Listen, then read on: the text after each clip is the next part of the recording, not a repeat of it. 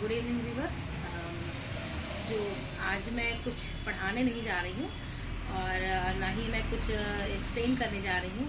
आज मैं अपना कुछ थॉट है जो इस मोटिवेशनल के थ्रू आपको बताने जा रही हूँ और वो है लव, है ना जी। लव यानी प्यार, हर इसके भी कई मतलब होते हैं, बस ये आपकी सोच पर डिपेंड करता है कि आप उसको किस वे में लेते हो, है ना। जैसे कि एक बच्चे का अपनी माँ से प्यार, वो भी तो एक लव है ना। एक भाई का बहन से एक लव, वो भी एक प्यार है। पिता का अपनी बेटी से लव, है ना। और माँ का बेटे से तो लव होता ही होता है, बेटी से भी होता है। और बेटी का अपने फादर से होता है, फादर का अपनी बेटी से होता है। वैसे ही फ्रेंड्स के बीच में भी होता है ना। तो लव के कई मतलब होते हैं। जीजा साली का होता है, देवर भाभी का भी होता है। लेकिन ये आप पे डिपेंड करता है कि आप उसको किस वे में लेते हैं। जब आप किसी को बहुत केयर करते हैं तो उस केयर को भी तो एक प्यार का नाम दिया जा सकता है ना, तो वो लव है। लेकिन अगर आप उसको जो है माइंड से लेने लगते हो, दिल से लेने लगते हैं, तो वो उसका कुछ मतलब गलत हो जाता है ना। तो लाइफ में जो है इंसान को हमेशा फ्रैंकली नेचर में होना चाहिए कि अब छोटा सा मान लीजिए कभी किसी भाई ने बोल दिया सिस्टर को, या फादर ने डॉटर को बोल दिया, तो या जीजा ने साली को बोल दिया, तो हर एक के प्यार का मतलब अलग अलग होता है ना। क्योंकि रिलेशन जैसा होता है वैसा ही लव होता है। वैसे ही एक टीचर का एक बच्चे से लव होता है और बच्चे का अपनी टीचर से लव होता है ना। तो जितने पर्सन उतने ही लव की मीनिंग होती है ना। और लाइफ के एंडिंग पार्ट में जो हमारा हमसफर होता है उसके लव की मतलब अलग होता है ना।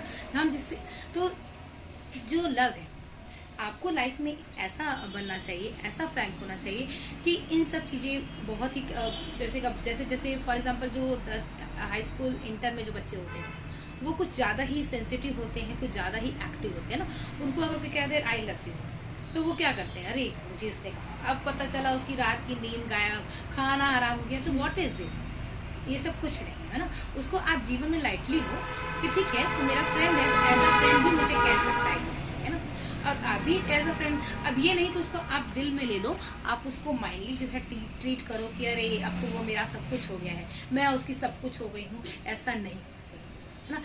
जितने रिलेशन उतने ही लव के मीनिंग होते हैं। उस लव की मीनिंग को आप समझिए। लव एक ऐसी चीज़ नहीं है जो भीख मांगने से मिलती है ना। Love is nothing of begging, भीख मांगने की चीज़ नहीं है और ना दान करने वाली चीज़ है कि हम उसको दान कर देंगे। आपको अपनी लाइफ में बहुत सारे लोग ऐसे मिलेंगे जिससे आपको कुछ अलग अलग मैसेजेस मिलेंगे, कुछ से इंस्पायरेशन मिलेगा, तो कुछ नहीं होता को कुछ ना आपको सीख देते रहेंगे। हर इंसान से कुछ ना कुछ आप सीखिए, अपने काम कीजिए, अपने पास रहने दीजिए, और जो बेकार की चीज़ है उसके पास रहने दीजिए ना। अब कभी कभी क्या होता है, किसी ने बोल दिया तो आप बहुत ही ज़्यादा वायलेंट होने की भी जरूरत नहीं है। कहते नहीं आग में अगर घी डालेंगे, है ना, ये आपको हवा देंगे तो वो बढ़ता है। अगर आपको आग कुछ देर के लिए छोड़ दीजिए तो वो धीरे धीरे धीरे धीरे ठंडा होकर राख बन जाता है। वैसे ही स्पेशली बॉयज़ हैं, है ना, स्पेशली गर्ल्स हैं, जो लाइफ में जैसे ही कॉलेजिंग में जाते हैं तो उनको नए नए पर्सन्स ऐसे मिलते हैं जो उनके रास्तों को रोकते हैं, क्योंकि उनके पास कोई काम नहीं है, तो वो बस एक छोटा सा शब्द कह के इंस्पायर कर दिए, है ना। तो ऐसे में आपको पहले जो है समझना चाहिए कि उसका लव किस टाइप का है, उससे मुझे पाना चाहता है या मेरे लिए कुछ करना चाहता है। अगर वो लाइफ में कुछ आपको पाना चाहेगा तो वो एक सक्सेसफुल पर्सन बनेगा, है ना।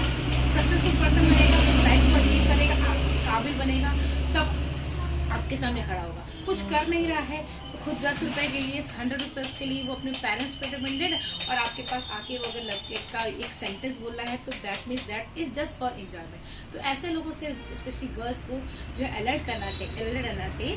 और कितने भी लोग आपको कैसा बोले, आपको अपना माइंड यूज़ करना चाहिए। तो उसका मोटिवेशन क्या है, किसी भी अगर इंसान, है ना, अगर आपको समझना है तो उसको कुछ समय के लिए आप ऑब्जर्व करते रहिए, उसकी बातों को अवॉइड करते रहिए। बहुत ही ज़्यादा वायलेंट रिएक्ट ना करिए, बहुत ही ज़्यादा आपको वैसा रिएक्ट नहीं करना है ना कि मैं गुस्सा हूँ।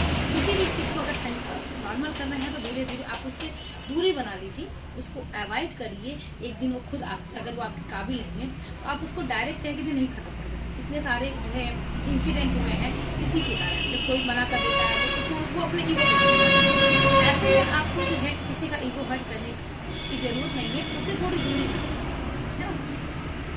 ऐसी दूरी बनाइए कि उसके दूर होने पर, अगर आप उससे दूर हो तो उसको कोई फर्क भी ना पड़े, और उसको ये लगे कि आप उसके पास हैं। तो धीरे धीरे धीरे धीरे दूरी बना करके आप उससे अपना एक सेफ एरिया क्रिएट करिए, और एक समय ऐसा आएगा कि वो जो ऐसा पर्सन है वो आपसे दूरी बना लेगा, और आपका रास्ता बिना किसी के सपोर्ट के आप खुद अपने आप क्लियर कर लेंगे, है ना।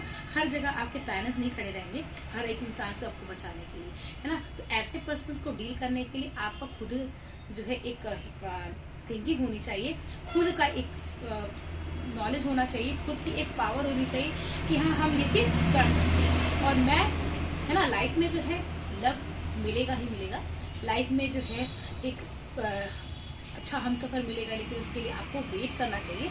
9th 10th 11th तक के बच्चों को स्पेशली अपने आप पे कंट्रोल करना चाहिए, और ये छोटे मोटे सेंटेंसेस से बहुत ही ज़्यादा अट्रैक्ट नहीं होना चाहिए, बहुत ज़्यादा उसमें इंटरेस्ट नहीं लेना चाहिए। सिर्फ अपनी लाइफ को जो है चूज़ करना चाहिए कि लाइफ में हमें बनना क्या है। पहले हम अपना लाइफ का गोल डिसाइड कर लें, और उस गोल को जब हम पा लेंगे तो बहुत सारे अच्छे पर्सन हमको मिलेंगे जो हमारी लाइफ को, हमारे फ्यूचर्स को एक ब्राइट वे में ले जाएंगे, है ना। तो आज के लिए मेरा वीडियो यही फिनिश होता है। If you like my video please like share and subscribe. Thank you.